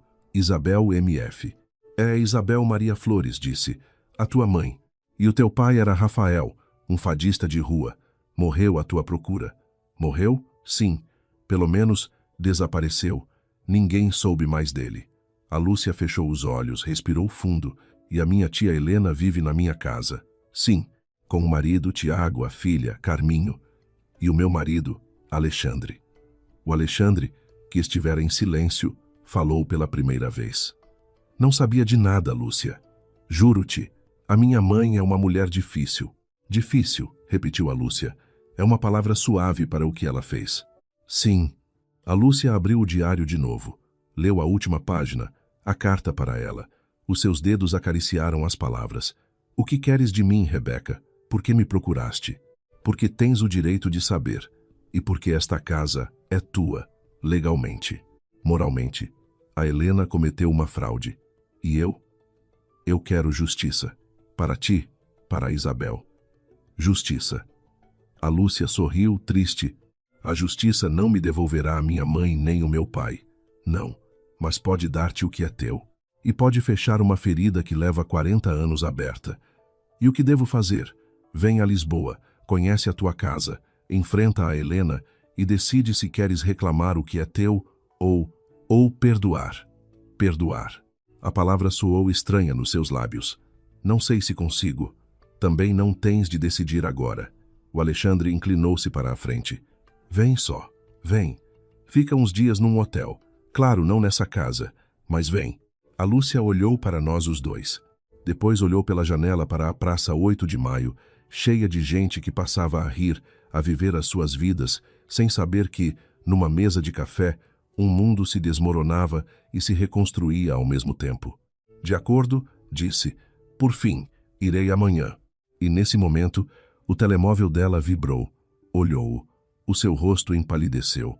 O que se passa? Perguntei. É o meu chefe. Algo urgente no trabalho. Tenho de ir. Levantou-se, pegou no diário. Posso ficar com ele para o ler com calma? Claro, é teu. Ligo-vos amanhã para combinarmos a hora. E saiu quase a correr, desaparecendo por entre a multidão. O Alexandre e eu ficamos sozinhos, com os cafés frios, com o peso do que acabava de passar. Achas que ela virá? Perguntou ele. Sim, disse. Segura, porque agora ela tem uma resposta. E ninguém que tenha procurado tanto uma pergunta desiste da resposta. Pagamos. Saímos para a rua. A noite caíra sobre Coimbra. As luzes da cidade brilhavam como estrelas falsas. E agora quê? Perguntou o Alexandre, pegando-me na mão. Agora é esperar e prepararmo-nos. Para quê? Para a guerra. Olhei-o. Porque quando a Lúcia puser os pés em Lisboa, a guerra começará a sério. E desta vez, a Helena não poderá ganhar. Caminhamos de volta ao hotel em silêncio, mas era um silêncio diferente. Não o silêncio dos segredos, mas o silêncio de quem por fim tem um plano e um aliado. Ou talvez uma nova família. A estação de Santa Apolônia estava cheia de gente naquele sábado de manhã. O Alexandre e eu esperávamos no cais, a olhar para as portas do Alfa Pendular que vinha de Coimbra. "Achas que ela vem?" perguntou o Alexandre pela terceira vez. "Vem." Apertei-lhe a mão. Olha, a porta abriu-se. Passageiros saíam a arrastar malas, e ali, no meio da multidão, a Lúcia. Levava uma mochila e um pequeno saco de viagem. Os seus olhos verdes escaneavam o cais até nos encontrarem. Aproximamo-nos. Ela sorriu. Um sorriso tímido. "Olá." "Olá, Lúcia." Dei-lhe 2 beijinhos. "Boa viagem?" "Longa." Mas li o diário inteiro. A sua voz tremia ligeiramente. "Agora percebo tudo." O Alexandre pegou-lhe na mochila. "Vamos." Levamos-te ao hotel. O hotel ficava na Baixa, não longe da casa. Um quarto simples com janela para um pátio interior. "Pensava que iam ficar-me naquela casa", disse a Lúcia, pousando o saco. "Seria demasiado", respondi. "Além disso, a Helena ainda não sabe que estás aqui. E quando lhe dirão?" O Alexandre e eu trocamos um olhar. "Hoje, no almoço de família, é domingo. Estarão todos." A Lúcia assentiu, séria. "Bem, então o que preciso de saber?" "A Helena não se renderá facilmente", disse. "Tentará negar tudo. Dirá que minto, que os documentos são falsos. Mas tenho isto." Tirou o diário do saco. "E as lembranças de uma mãe que nunca me conheceu, mas que me amou." O Alexandre aproximou-se da janela. "O meu pai poderá ser um problema, ou um aliado. Nunca se sabe com ele." "E a tua irmã?" perguntou a Lúcia. "A Carminho é jovem. Acha que o mundo gira em torno dela. Isto vai abaná-la." "Bem." A Lúcia respirou fundo. "Então, a que horas é o almoço?" "Às 3. Apanhamos-te às 2:30. De regresso à casa, o silêncio no carro era espesso. "Estás segura disto?" perguntou o Alexandre por fim. "Não, mas é necessário. Poderá destruir a minha família." "A tua família já estava destruída, Alexandre. Há 40 anos.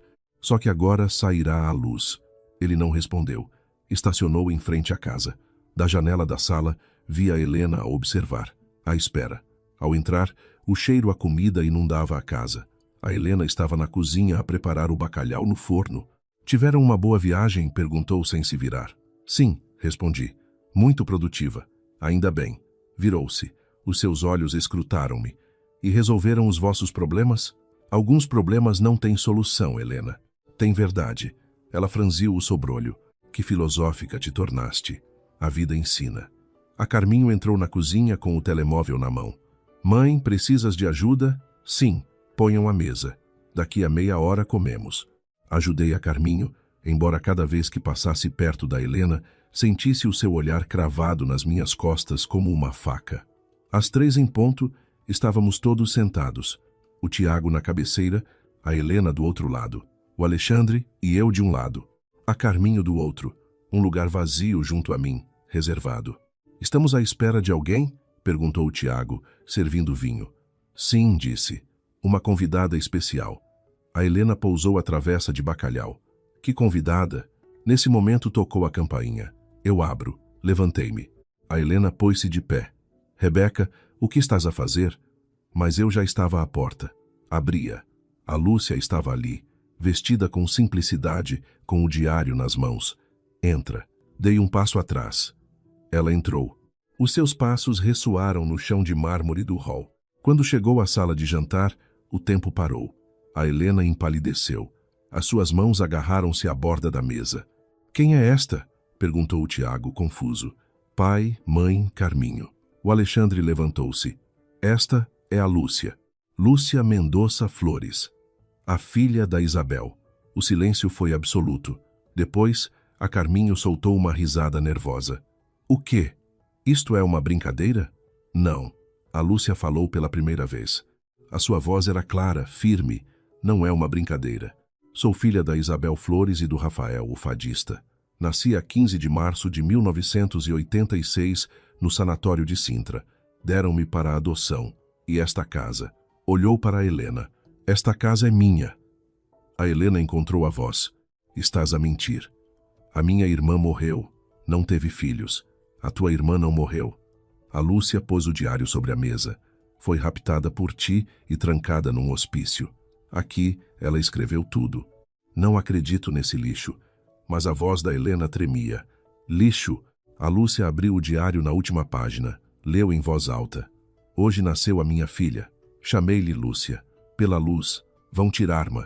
Mas enquanto eu viver, lutarei por voltar para ela, para lhe contar a verdade. Que a sua mãe a amou, que o seu pai era um bom homem, que esta família é dela, que não deixe que lhe a roubem. As lágrimas corriam pelo rosto de Lúcia. Assinado, Isabel, a tua irmã. O Tiago levantou-se. Helena, é verdade? Não, gritou ela. São mentiras. Esta mulher quer ficar com a nossa casa. A Rebeca trouxe-a para nos destruir. Por que faria ela isso? Perguntou a Carminho, assustada. Mãe, o que se passa? O Alexandre falou. É verdade, Carminho. Eu confirmei. Tenho os documentos, a escritura, a certidão de óbito falsa. Tudo. A Helena olhou para o filho como se a tivesse apunhalado. Tu também? O meu próprio filho? Basta. O Tiago bateu na mesa. Todos demos um salto. Helena, a verdade. Agora. Ela olhou para ele. Durante 40 anos, o Tiago fora a sua sombra, o seu apoio silencioso. Mas agora, o seu olhar era diferente. Duro, exigente. Helena. A Helena desabou. Literalmente. As suas pernas cederam e caiu de joelhos no chão, a chorar. Sim, sussurrou. Sim, é verdade. A Carminho levou as mãos à boca. Meu Deus. Por quê? Perguntou o Tiago, com voz rouca. Por quê, mulher? Pela família, gritou a Helena por entre lágrimas. Pela honra. A Isabel ia fugir com um fadista de rua. Teria nos desonrado. A mãe disse que tinha de ser feito. Ela decidiu tudo. E a menina?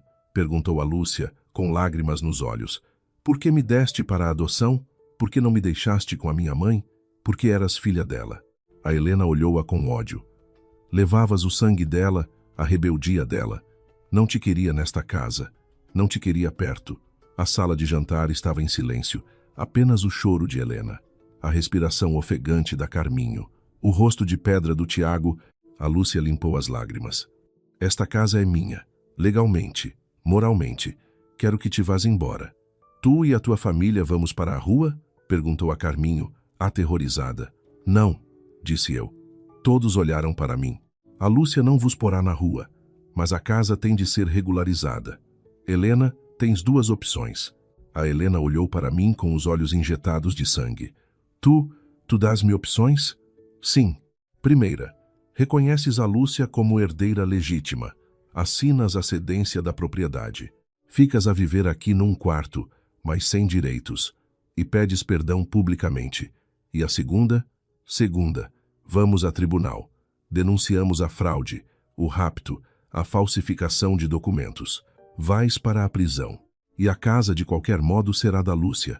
A Helena levantou-se, trêmula. Não me darás lições, rapariga. Esta é a minha casa, a minha vida. A tua vida... A Lúcia deu um passo em frente. A tua vida está construída sobre a campa da minha mãe, sobre a minha orfandade. Isso é uma vida? Para a rua da minha casa, gritou a Helena. Para a rua todos. Rua! O Tiago interpôs-se. Basta, Helena. Tu também, Tiago? Contra mim? Contra a mentira. Toma uma decisão. Virou-se para a Lúcia. Desculpa. Não sabia tudo, mas suspeitava. E não fiz nada. Isso torna-me tão culpado como ela. A Lúcia assentiu. Mas pelo menos admites, pai. A Carminho chorava. Isto é verdade? A tia Isabel. Sim, filha. É verdade. A Carminho cobriu o rosto. Meu Deus. É tudo mentira. A vida é mentira. A vida é o que é, disse a Helena, recuperando alguma compostura. Mas esta casa é minha e não me irei. Então, Guerra disse. Mas aviso-te, Helena. Desta vez não estás sozinha contra uma rapariga assustada. Estás contra a verdade, e a verdade ganha sempre. A Helena olhou para mim, e nos seus olhos vi algo que nunca vira. Medo. Medo real. Sairei, disse. Desta sala, mas desta casa não. Deu meia volta e subiu as escadas. Os seus passos lentos, pesados, como os de uma anciã. O Tiago suspirou. Desculpa, Lúcia. De verdade. Não é a mim que deves pedir perdão. A Lúcia pegou no diário. É a tua cunhada, mesmo que seja tarde demais. A Carminho aproximou-se do Alexandre. Sabias disto todo este tempo? Soube há pouco, quando a Rebeca encontrou os documentos. E não me disseste. Para quê? Para sofreres antes de tempo? A Carminho assentiu devagar. Depois olhou para a Lúcia. És a minha prima. Sim, isto é muito. Eu sei. Ficamos ali, na sala de jantar, com a comida fria sobre a mesa. Uma família destroçada. Um segredo a descoberto. Uma guerra declarada. Nessa noite subi ao meu quarto. O Alexandre seguiu-me. O que fazemos agora? Perguntou. O que dissemos. Se a Helena não ceder, vamos a tribunal. E o teu pai e a Carminho, eles decidirão de que lado estão. O Alexandre sentou-se na cama. Nunca pensei ver a minha mãe assim. Derrotada. Não está derrotada, apenas ferida. E um animal ferido é mais perigoso. Bateram à porta. Era a Carminho. Posso entrar? Abre. Entrou. Tinha os olhos inchados de chorar. Não consigo acreditar. A minha mãe, uma raptora. É complicado, Carminho, disse. Mas é a verdade. E agora o quê? Pomos a mãe na rua? Não. Ela pôr-se a si mesma se não ceder. A Carminho chorou de novo. Está tudo a desmoronar-se. O Alexandre abraçou-a. Oisai, mana. Oisai. Lá embaixo ouvimos vozes. A Helena e o Tiago a discutir. Palavras fortes, portas a bater. Isto ainda só agora começou, disse, olhando pela janela para o pátio dos limoeiros. Onde a Isabel tinha escondido o seu diário, a sua verdade, a sua esperança, e soube que, de alguma maneira, ela estava ali conosco, a guiar-nos. No dia seguinte, domingo, fiz o que tinha de fazer. Fui às redes sociais. Publiquei a partir de um perfil falso a história. Sem nomes, mas com pormenores suficientes para que quem conhecesse a família soubesse. À procura da filha de Isabel Flores, desaparecida em 1985. Herdeira legítima de uma casa em Alfama. Justiça pendente há 40 anos. Partilhei-o em grupos locais de Lisboa, em fóruns de genealogia, e depois esperei. Não demorou. Em poucas horas, os comentários começaram a chegar. Isabel Flores, a irmã da Helena, a da Casa dos Limoeiros. Sempre se disse que tinha fugido com um fadista, mas nunca acreditei. A Helena sempre foi uma mandona. Isto explica muita coisa. E depois, a mensagem privada de um jornalista do Diário de Notícias. Bom dia. Vi a sua publicação. Poderia contar-me mais? Isto poderia ser uma grande história. Respirei fundo e respondi. Sim, tenho documentos e testemunhas. E a herdeira.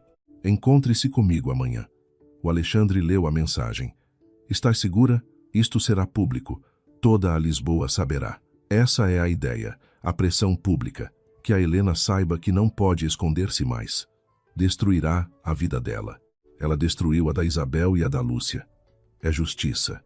O Alexandre não disse nada, mas o seu silêncio era uma resposta. Sabia que eu tinha razão. Liguei a Lúcia. Amanhã falo com um jornalista. Estás preparada? A sua resposta foi clara. Sim, é hora de que se saiba a verdade. Toda a verdade. Desliguei. Olhei pela janela. A Helena estava no pátio, a regar os limoeiros como se nada tivesse acontecido. Como se o seu mundo não se estivesse a desmoronar. Mas em breve, muito em breve, toda a Lisboa saberia.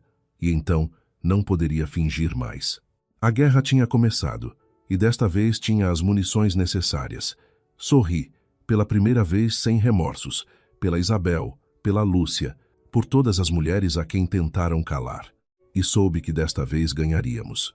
Na segunda-feira de manhã, o Diário de Notícias publicou a história na página 3. Não era capa, mas o título era suficientemente grande. Uma herança roubada.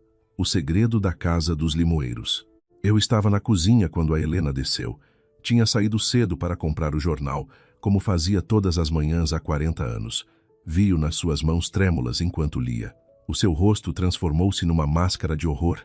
Tu, sussurrou, olhando-me por cima do jornal. Tu fizeste isto? Não. Mostrei-lhe o telemóvel. Havia uma mensagem da Lúcia. Já li. Está bem escrito. A verdade dói, mas é necessária. Foi a Lúcia. Deu a sua autorização. Como se atreve? Como se atreve essa? Essa bastarda basta. A voz do Alexandre ressoou na cozinha. Tinha descido sem darmos conta. Não a chames assim. Nunca mais. A Helena olhou para o filho como se fosse um estranho. Tu também. Contra a tua mãe. Contra a mentira, mãe. Sempre contra a mentira. O Tiago entrou nesse momento. Também trazia o jornal. Meia Lisboa fala de nós. No café, toda a gente me olhava. Perguntavam. E tu o que lhes disseste? Perguntou a Helena desafiadora. A verdade. O Tiago pousou o jornal sobre a mesa. Que a minha mulher roubou a herança à sua irmã, que trancou uma jovem apaixonada, que lhe tirou a filha. A verdade, Helena. A Helena recuou, como se a tivessem atingido. Tu trais-me também. Eu não te traí. Tu traíste-nos a todos. O Tiago gritou, algo que nunca tinha feito. Durante 40 anos vivi com uma mentira. Dormi com uma mentira. Defendi uma mentira. A Carminho apareceu à porta, a chorar. Na faculdade, os meus amigos perguntam-me, mandam-me mensagens. Dizem que a minha mãe é uma criminosa. E tu o que lhes dizes? Perguntou a Helena com voz fria. O que queres que lhes diga? Que é mentira, se até sai no jornal? A Helena olhou para a sua família, um por um.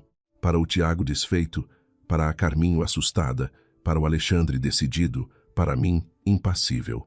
Todos contra mim, disse, com uma calma aterradora. Muito bem, então estarei sozinha, como sempre estive. E subiu as escadas. O seu quarto fechou-se com um estrondo.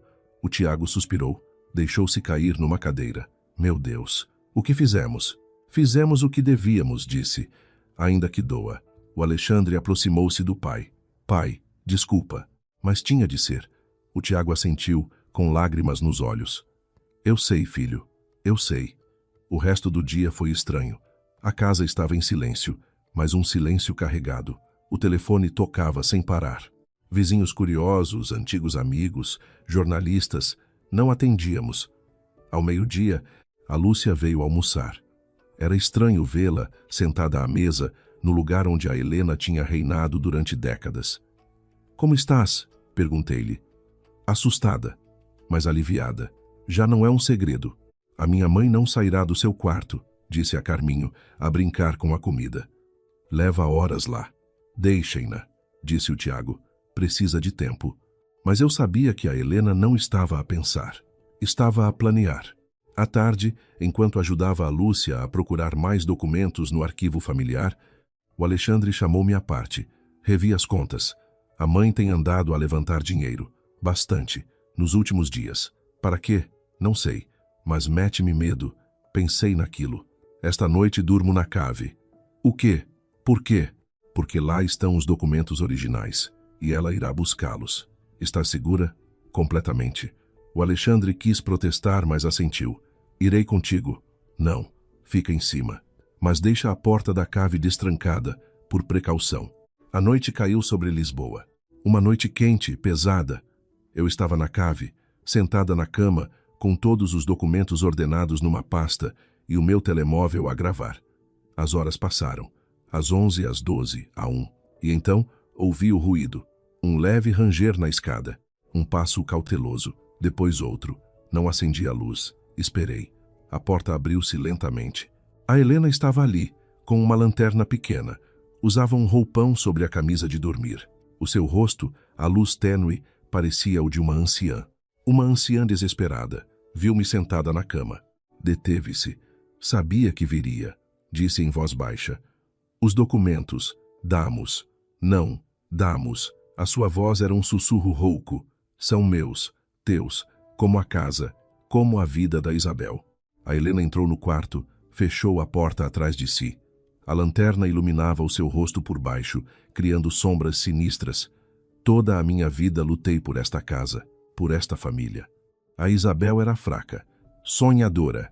Teria levado tudo à ruína por se apaixonar por um fadistazinho. Cuspiu as palavras. Sabes o que isso significava naquela época? A desonra, a vergonha. A mãe disse-o claramente, ou ela ou nós. E por que não a deixou ir? Por que não a deixou ser feliz? Porque esta casa era dela. gritou, baixando imediatamente a voz. Por herança. Se fosse embora, levava-a, ou vendia-a, ou dava-a a esse homem, e por isso a trancou, por isso lhe tirou a filha. A Helena aproximou-se. Os seus olhos brilhavam com lágrimas de raiva. Foi a mãe. Ela decidiu tudo. Eu só obedeci. Só obedeceu? Raptar a sua irmã, falsificar a morte dela, dar a filha para a adoção? Era para o bem da família. Que família? Uma família construída sobre uma campa. A Helena tentou arrancar-me a pasta. Levantei-me, afastei-a. Dama. Não. Já é suficiente, Helena. Amanhã a Lúcia e eu vamos a tribunal. Apresentaremos tudo. Os jornais foram só o princípio. A Helena desabou. Caiu de joelhos a chorar. Mas não eram lágrimas de arrependimento. Eram lágrimas de raiva, de frustração. Toda a minha vida, por nada. Poderia ter sido diferente se tivesse perdoado a Isabel, se tivesse aceitado a Lúcia. Aceitar a filha daquela. A porta abriu-se com estrondo. O Alexandre estava ali, com o rosto pálido. Basta, mãe. Basta já. A Helena olhou para ele. Há quanto tempo estás aí? O tempo suficiente para ouvir tudo. E vais levar-me à polícia? À tua própria mãe? O Alexandre entrou, ajoelhou-se em frente dela. Não te quero magoar, mas isto tem de parar. Tens de parar. E o que queres que eu faça? Que me renda, que dê tudo a essa intrusa. A Lúcia não é uma intrusa, é tua sobrinha, a filha da tua irmã. A minha irmã traiu-me, gritou a Helena. Ia fugir com esse homem, abandonar-nos, e por isso a trancaste, por isso a fizeste sofrer. A Helena calou-se. Depois, num sussurro, não estava sozinha. A mãe decidiu. E o médico, o Dr. Velasco, era amigo do pai. Disse que a Isabel estava doente, que precisava de tratamento. E tu acreditaste nele? Queria acreditar. As lágrimas caíam pelo seu rosto. Queria acreditar que tinha razão, que era para o bem dela. O Alexandre olhou-a, e pela primeira vez vi piedade nos seus olhos. Piedade pela mulher encurralada na sua própria mentira. Onde está a Isabel agora? Perguntei. Ainda está viva? A Helena negou com a cabeça. Morreu no sanatório. 1 ano depois da menina nascer. O ar escapou-se-me dos pulmões. Como? Uma pneumonia. Dizem que não queria comer, não queria viver. A Helena chorava sem controlo. Na altura, quando me disseram. Não fui ao funeral. Não conseguia. E nunca disseste a ninguém. Nunca contaste à filha dela. Para quê? Para a fazer sofrer mais? Para que ela soubesse a verdade. A voz veio da porta. A Lúcia estava ali de pijama, com os olhos cheios de lágrimas. Tinha descido sem a ouvirmos, para que soubesse que a sua mãe a amou. A Helena olhou-a pela primeira vez sem ódio, apenas com um cansaço infinito. Pareces-te com ela. Tens os olhos dela. Sim. A Lúcia ajoelhou-se também. Sou filha dela, e quero saber tudo. Onde está enterrada? Não sei. O sanatório encarregou-se de tudo. E o meu pai? O Rafael? A Helena fechou os olhos. Ele continuou a procurá-la. Durante anos, veio muitas vezes, até que um dia deixou de vir. Disseram que tinha ido para a América procurar vida nova. A Lúcia chorou em silêncio. Depois perguntou, com voz quebrada. Por quê? Por que me deste para a adoção? Por que não me criaste tu? A Helena olhou-a. E nos seus olhos havia algo parecido com a vergonha, porque cada vez que te via-a a ela, a minha irmã, a quem eu tinha destruído e não conseguia suportá-lo. A cave estava em silêncio, apenas o choro de 3 mulheres. A Helena rota pelas suas culpas, a Lúcia rota pelo seu passado, e eu a chorar por todas elas. O Alexandre ajudou a mãe a levantar-se, sentou-a na cama. Tens de escolher, mãe. Ou te rendes, ou perdemos tudo. A Helena olhou para a Lúcia, depois para mim, depois para o filho. O que querem de mim? Assine a cedência da casa, disse. Reconheça a Lúcia como herdeira e peça perdão publicamente. E depois deitas-me à rua? Não, a Lúcia falou. Podes ficar. Esta foi a tua casa durante 40 anos, mas agora será a nossa casa. De toda a família. A Helena olhou-a incrédula. Perdoar-me-ias? Não, não ainda. Mas talvez com o tempo. A Helena assentiu devagar. Depois pegou na pasta de documentos. Abriu-a Viu os papéis, as fotos, o diário. Ela foi sempre melhor do que eu, sussurrou, tocando na foto da Isabel. Mais corajosa, mais boa. Tu também podes ser corajosa agora, disse o Alexandre. Diz a verdade, toda a verdade. A Helena respirou fundo. Depois, com uma voz clara, firme, disse: amanhã chamaremos os jornalistas e contar-lhes-ei tudo. Eu mesma olhei para o Alexandre. Era uma vitória, mas uma vitória agridoce. A Lúcia pegou na mão da Helena. Uma mão de idosa, cheia de rugas, de pecados. Obrigada. A Helena chorou. Não me agradeças. Não o mereço. Sim, porque no fim escolheste a verdade. Levantamo-nos. Subimos as escadas os quatro juntos. A Helena apoiada no Alexandre. A Lúcia a seu lado. Eu atrás, com a pasta de documentos, que já não eram uma arma, mas uma história. Uma história triste, feia, mas finalmente verdadeira. Na sala, o Tiago e a Carminho esperavam. Viram a Helena com os olhos vermelhos, mas de cabeça erguida. Falo-ei, disse ela. Contarei tudo. O Tiago assentiu. Bem. A Carminho aproximou-se, abraçou-a. Amo-te, mãe, mesmo que te tenhas enganado. A Helena abraçou-a forte. Eu também te amo, filha. E desculpa tanto. Nessa noite, ninguém dormiu na casa dos Limoeiros. Cada um no seu quarto, com os seus pensamentos, com as suas culpas, com os seus perdões pendentes. Eu estava na cama com o Alexandre quando o telemóvel tocou. Uma mensagem do Tomás, o detetive. Encontrei mais alguma coisa sobre o Rafael. Não foi para a América. Morreu no Porto, em 1995, de doença cardíaca, sozinho. Mas deixou algo, uma gravação para a Isabel. Queres ouvi-la? Olhei para o Alexandre. Assentiu. Sim, envia-ma. Minutos depois, chegou o ficheiro de áudio. Uma voz de homem cantando. Um fado menor, triste, profundo, belíssimo. E depois a falar. Isabel, se alguma vez ouvires isto, saberás que te amei, que te amo, e que a nossa filha, se a encontrares, diz-lhe que o pai pensou nela todos os dias, que a levo aqui no peito onde dói a alma, e que o canto, quando é de verdade, encontra sempre quem o escuta. Amo-te, sempre. Chorei. O Alexandre também. No dia seguinte, a Helena cumpriu a sua palavra. Chamou os jornalistas e, perante 3 câmaras, no pátio dos Limoeiros, contou a sua história. Toda, sem esconder nada, sem se justificar. E quando terminou, a Lúcia pegou no microfone e disse: esta é a minha casa e esta é a minha família, com todas as suas sombras, com todas as suas luzes. E aqui, juntos, recomeçaremos. Os jornalistas foram-se embora. A casa ficou em silêncio. Mas um silêncio diferente. Um silêncio de paz, de verdade, de princípio. A Helena aproximou-se da Lúcia, estendeu-lhe uma chave. A chave da casa. É tua. A Lúcia pegou nela. Depois, estendeu a mão. Vem, mostro-te uma coisa. Levou-a ao limoeiro mais velho, ao azulejo solto. Aqui a minha mãe escondia os seus segredos. Agora esconderemos isto. Tirou a gravação do Rafael, pô-la numa caixinha de metal, enterrou-a debaixo do azulejo para que estejam juntos. À sua maneira. A Helena chorou e abraçou a Lúcia.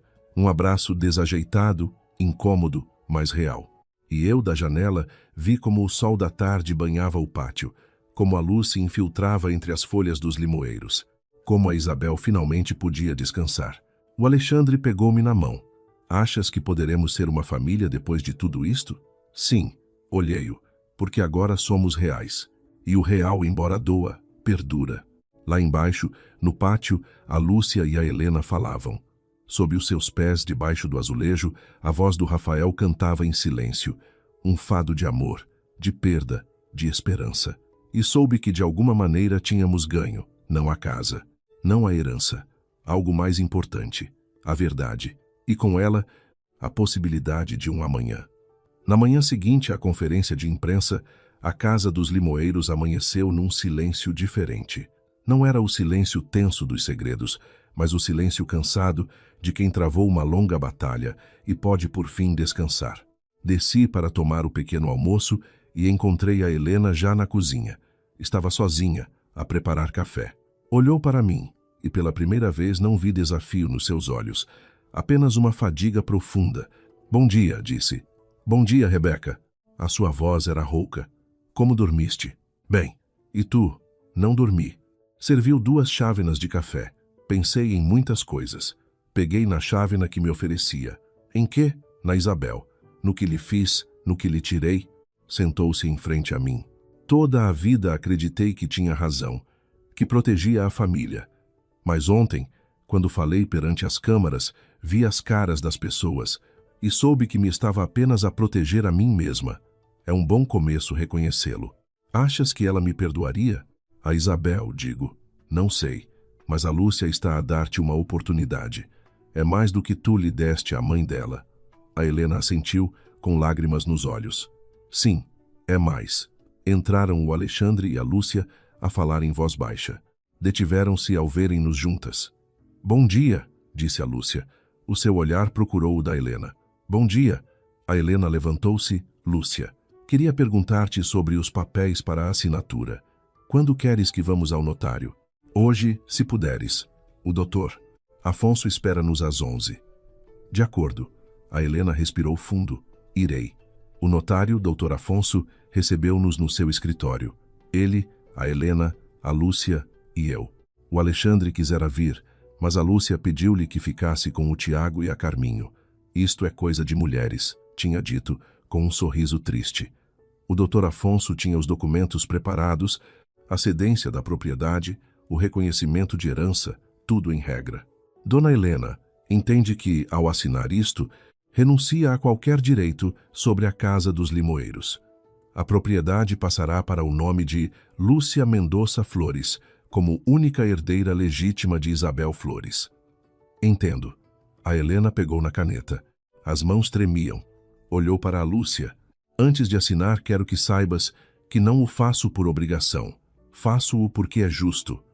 A Lúcia assentiu. Obrigada. A Helena assinou primeiro uma página, depois outra, cada assinatura, um prego no caixão. Quando terminou, pousou a caneta.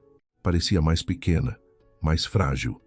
O doutor Afonso selou os documentos. Já está. A casa é sua, dona Lúcia. A Lúcia pegou nos papéis. Não sorriu, não celebrou, apenas os guardou na mala, com cuidado. Há mais uma coisa, disse a Helena. Tirou um envelope da carteira. Isto é para ti. A Lúcia abriu-o. Lá dentro havia uma chave antiga de ferro e uma fotografia da Isabel, jovem, a sorrir. É a chave do quarto da tua mãe. O que sempre foi dela. E a única foto que guardei dela. Roubei-a há anos. Agora devolvo-a. A Lúcia olhou para a foto. Os seus dedos acariciaram o rosto de Isabel. É bonita. Sim, muito bonita. Saímos do notário. Na rua, o sol de Lisboa bateu-nos com força. A Helena deteve-se a olhar para a Sé. O que farás agora? Perguntou a Lúcia. O que tu disseres. É a tua casa. Quero que fiques. A Lúcia pegou-lhe na mão. A Helena estremeceu. Mas com condições. Quais? Primeira, a cave já não será um quarto. Será um arquivo. Um lugar para guardar a memória da Isabel e do Rafael. De acordo. Segunda, viveremos como uma família. Com respeito, com honestidade. A Helena assentiu. E terceira. Não há terceira. Só isso. A Helena chorou, ali no meio da rua, com as pessoas a passarem em redor. Não mereço a tua bondade. Talvez não, mas a minha mãe sim. E acho que ela gostaria que te desse outra oportunidade. De regresso à casa, tudo tinha mudado. A Carminho tinha preparado o almoço. O Tiago tinha arranjado a mesa. O Alexandre tinha aberto uma garrafa de vinho. Sentámo-nos todos juntos pela primeira vez, sem mentiras entre nós. Proponho um brinde, disse o Alexandre, levantando o copo, pela Isabel, pelo Rafael, pela Lúcia e por esta nova família. Brindamos. Até a Helena, com lágrimas nos olhos, ergueu o seu copo. Durante o almoço falamos de coisas pequenas, do tempo, do trabalho da Lúcia, da minha arquitetura. Até a Carminho contou uma piada e o Tiago riu. Uma risada rouca, verdadeira. Depois, a Lúcia quis ver o quarto da mãe. Subimos as escadas, a Helena, ela e eu. O quarto ficava no segundo andar, fechado à chave há 40 anos. A Helena introduziu a chave antiga. A porta abriu-se com um ranger. Lá dentro, o tempo tinha parado. Uma colcha de flores, um espelho com moldura dourada. Na mesa de cabeceira, um livro de poesia de Fernando Pessoa, aberto numa página. A Lúcia entrou. Tocou nas coisas suavemente, como se temesse acordar alguém. Era o seu quarto preferido, disse a Helena. Da porta. Aqui, escrevia, sonhava. Quero deixá-lo, assim, disse a Lúcia, como uma recordação. Podes usá-lo. É teu. Não. É dela. Eu terei outro quarto. Descemos ao pátio. Sob o limoeiro mais velho, a Lúcia ajoelhou-se. Tocou no azulejo solto. Aqui está a gravação do meu pai. E agora tirou algo do bolso. Uma pulseira simples, de prata. Isto era da minha mãe. Encontrei-o entre as coisas dela no diário. Vou enterrá-lo aqui também, para que estejam juntos. Fê-lo. Cavou um pequeno buraco, pôs a pulseira junto à caixinha da gravação. Depois cobriu. Agora estão juntos, disse, levantando-se. E esta casa, por fim, é um lar. As semanas seguintes foram de ajustes. A Helena mudou-se para um quarto mais pequeno. A Lúcia ficou com o que tinha sido o da Carminho, que, surpreendentemente, não protestou. Há coisas mais importantes, disse ela. A cave transformou-se. Entre todos limpamos, pintamos, pusemos prateleiras, e ali colocamos o diário da Isabel, a foto do Rafael, os documentos, a história completa. Rebeca, convertemo-la num lugar de memória, não de castigo. Uma tarde, enquanto ordenávamos papéis, encontrei uma carta. Não a tínhamos visto antes. Estava dentro do livro de Pessoa. Era da Isabel, dirigida a Helena. Querida irmã, se leres isto, é porque algo me aconteceu. Talvez me tenham encontrado, talvez me tenham levado. Mas quero que saibas que não te odeio. Tenho compaixão de ti, porque tu vives com medo. E eu, ainda que me tranques, sou livre. Livre porque amo. E o amor, Helena, é o único que não se pode trancar. Cuida da minha filha se a tiveres, ou reza por ela se não a tiveres. Algum dia, espero que encontres a tua própria liberdade. A tua irmã, Isabel, dei-a a Helena, leu-a, chorou durante horas. Ela perdoou-me, disse depois, antes que eu o pedisse. Era boa pessoa. Sim, disse eu, melhor que eu. 3 meses depois, a vida na casa dos limoeiros tinha encontrado o seu ritmo. A Lúcia viajava a Coimbra a cada 2 semanas, mas passava mais tempo em Lisboa. Tinha começado a trabalhar num escritório local. É a minha cidade, dizia. Quero ficar. A Carminho tinha arranjado um emprego. Deixou de ser a menina mimada. Tudo isto fez-me crescer, confessou uma noite. O Tiago e a Helena falavam de verdade. Pela primeira vez no seu casamento. E o Alexandre e eu estávamos à espera de bebê. Dissemos à família num jantar. Foi a Helena quem chorou mais. Um bebê.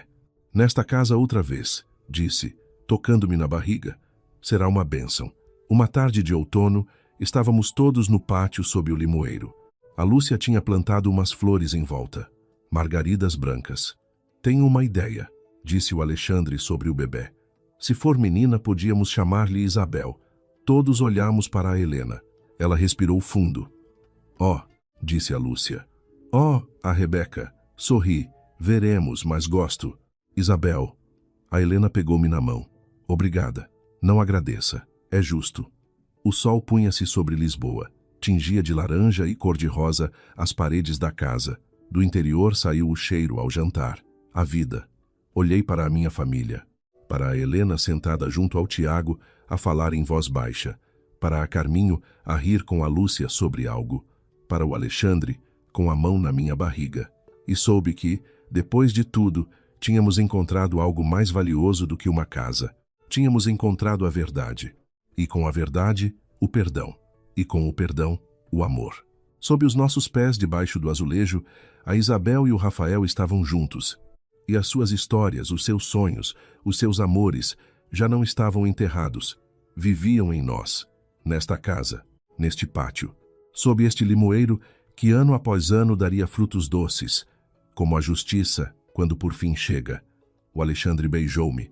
Amo-te, e eu a ti. E assim, sob o limoeiro que vira tudo, que guardara todos os segredos, começou a nossa nova vida. Juntos. Por fim, livres.